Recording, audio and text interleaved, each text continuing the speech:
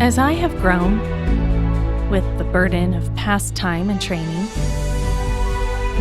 I remember being told, don't be like those women who argue, who rebel, who smoke, who laugh aloud, who act manly, who approach men first,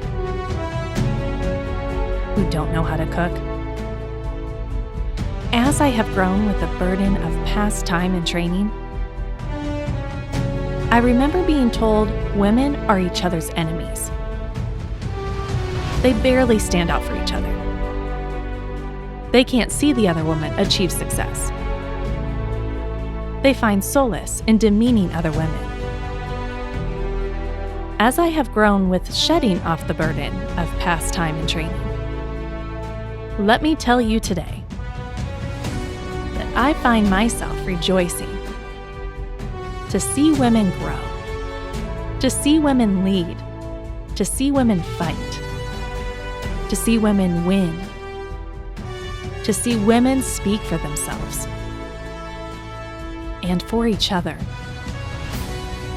For we as women do not compare our different journeys. Do not insist on being perfect.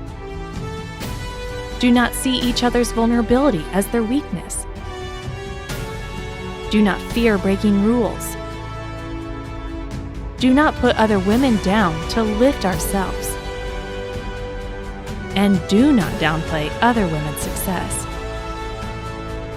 We are perfect in our imperfections, and uplift other women in theirs too.